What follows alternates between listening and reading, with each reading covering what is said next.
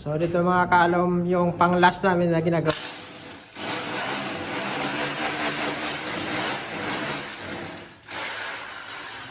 Yung pinto ng CR, yan po yung ginagawa. Panghuli na po yan.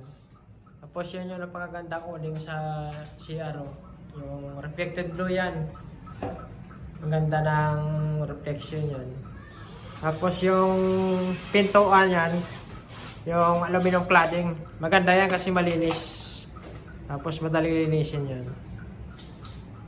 Tapos yan yung kinabit namin na mga sliding.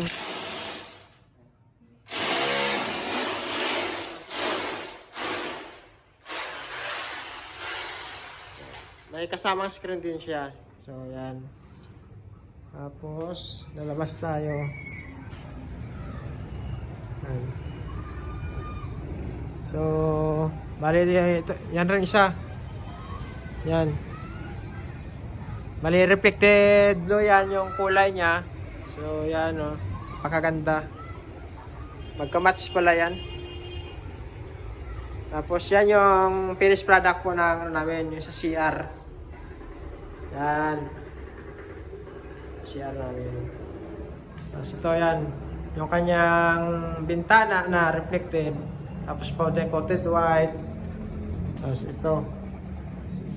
Tapos pag pumasok tayo sa kanyang CR, buksan natin. Okay? Oh, yan. May screen siya na maliit.